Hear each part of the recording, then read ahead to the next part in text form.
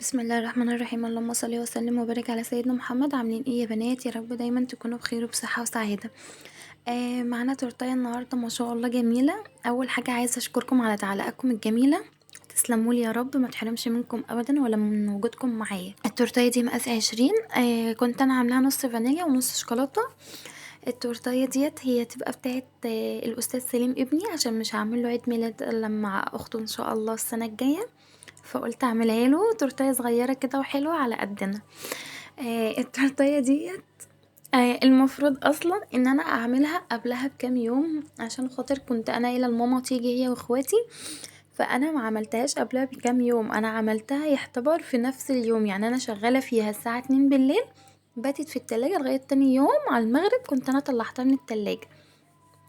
التورتايه ديت آه وراكني اللي انا عمري ما شفته في التورت ابدا. يعني التورته ديت عايزه اقول لكم الحاجه بتاعت يعني بتاعت الزبون بتخلص بسرعه، الحاجه لما بتكون بتاعتك انتي بتبقى تقيله قوي على قلبك قوي، والله العظيم بتبقى تقيله قوي بطريقه فظيعه. التورتيه دي بهدلتني، عايزه اقول لكم ان هي بهدلتني بهدله رهيبه، ما كانتش ناويه تخلص معايا خالص والله، وكنت هعاند قصادها وما كنتش هعملها، بس الحمد لله اتعملت واتظبطت معايا. هنا هضرب لها اول حاجه كوبايه كريمه. استنى ما اقولكم على مقادير الكيك الاول. مقادير الكيك اخدت مني 300 جرام، 300 جرام دي سبونج. حطيت عليهم 3 بيضات، كوبايه ربع كوبايه ميه وعليهم معلقتين، نص معلقه محسن جل من اللي هي الكبيره، او معلقه من اللي هي الصغيره، وكيس الفانيليا. تمام، انا ما بحطش خل ولا ليمون ولا حاجات من دي، بحط الفانيليا بس. تعالوا بقى اقولكم على الكريمه. هي اول حاجه في الحشو اخدت معايا كوبايه، الكوبايه حطت لها كوبايتين ميه، كوبايتين وربع ميه، ما شاء الله لقيتها لسه عايزه ميه، لقيتها تقيله جدا، فحطت لها كمان ربع، يبقى هي اخدت مني قد ايه؟ كوبايتين ونص ميه، وعليهم ربع نص كوباية سكر، نص كوباية سكر، عليهم معلقتين لبن بودر، عليهم معلقتين باستري، عليهم معلقتين تشيز كيك. ده كلته بضربه مع المية الأول، وبعد كده بحط الكريمة لغاية اما السكر يكون دايب. انا بستخدم مية ساقعة، ما بستخدمش مية من الحنفية، عشان لو استخدمتي مية من الحنفية تحسي ان الكريمة بتمط معاكي، فاستخدمي مية متلجة احسن لك. تمام. طبعا بقى جيت انا حشتها، والله يا بنات انا ما زودتش فيها اي حاجه، عملتها زي الزبون بالظبط، زي ما بتطلع زي ما انا بطلعها. الحشوات اللي انا بحطها للزبون حطيتها لنفسي، ما حطيتش حاجه زياده. المربى الحليب، المكسرات، شوكولاته لوتس، نوتيلا سما، نوتيلا وايت، بس الحاجات دي اللي انا حطيتها للزبون انا بحطها لنفسي، والله ما بحط اي حاجه زياده. وحطيت بقى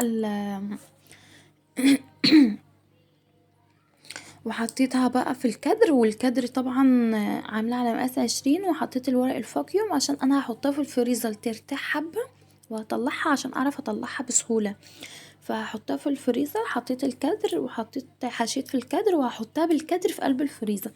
ليه بقى احطها بالكادر في قلب الفريزر؟ عشان الكادر سلستين او ألمونيا، مش عارفة هو النوع ده ايه، هو باين سلستين، فالسقوعية بتخلي الكيك يسقع بسرعة، فلما هو بيسقع بسرعة الكيك بيتمسك يعني على طول ما بيتأخرش، فهحطها في الفريزر تتماسك، وبعد كده هطلعها من الفريزر ابدأ اشتغل فيها. هنا طبعا كان في طبقة زيادة رقيقة فيها، فانا شلت الطبقة ديت، حطيتها في كوبين، مرضتش احطها في التورتاية، فعملت لها كوبين كده، حطيتهم هنا في الكوبين، وكان فاضل حبة الكريمة الصغيرين دولت من الكوباية بتاعة الكريمة، يعني انا ضربت كوباية وتفضل دولت اللي هما الحبة الكريمة اللي كانوا فاضلين من الكوباية بتاعة التورتة. تمام، علشان انا ما ضربتش كريمة تاني، هضرب بس كوباية وانا بجلس التجليسة الاخيرة. الكبات ديت انا بطلع بنفس النظام ده، بحط الكيك في قلبها، بحط الكيك في قلبها وبحشي بقى اللهم صل على النبي، بحشيها بقى فراولة شوكليت شيبس، وعليها الكريمة، ومن فوق بقى ايه؟ النوتيلا، الصوصات، حبة تزيين شوكولاتة، حاجات رقيقة كده، حاجات صغنطوطة، وبطلع ال5 ب100، الواحد على 20 جنيه، فهو ما شاء الله برضو لو عملتيه مشروع فهو ما شاء الله يبقى مكسبه حلو معاكي جدا. طبعا انا حطيتها في الفريزر ترتاح حوالي، والله ما اخدت نص ساعة،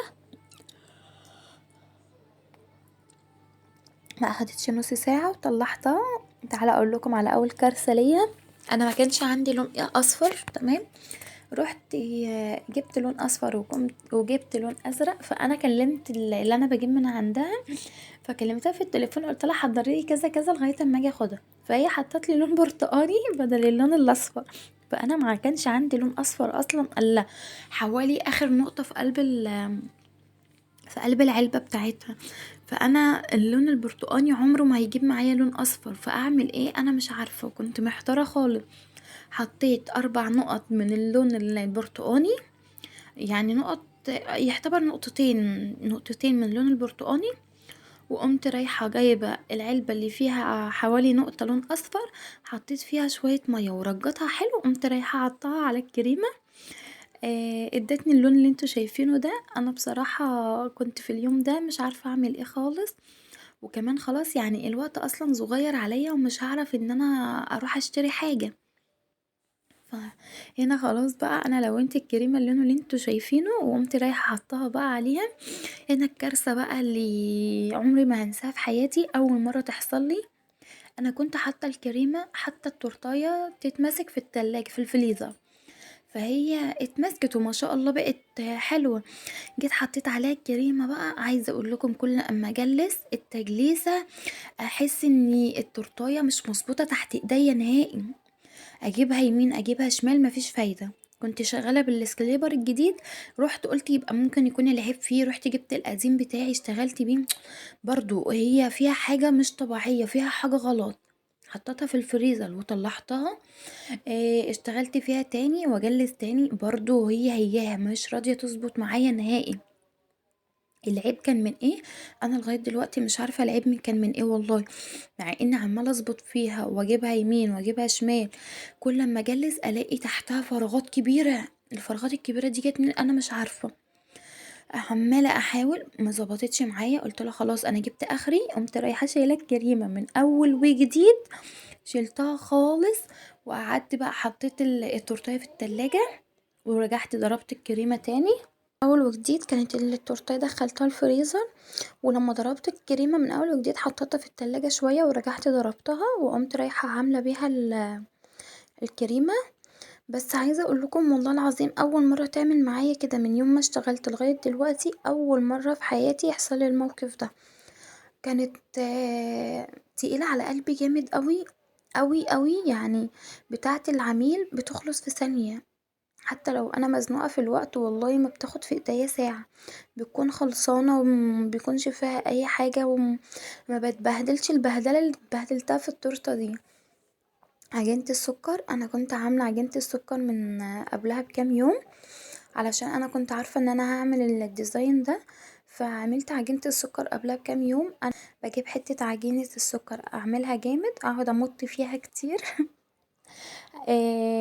لغايه اما الاقيها ما بتقطعش مني، وبروح احط عليها المادة بتاعتها اللي هي CMCD، واقوم رايحة بقى مشكلة التشكيلات اللي انا عايزاها واحطها في صينية، واكون مسخنة الفرن جامد قوي وقافلاه، يعني مسخناه وطفيت خلاص النار، واقوم رايحة حاطة الصينية بتاعتي دي في قلب الفرن بعجينة السكر.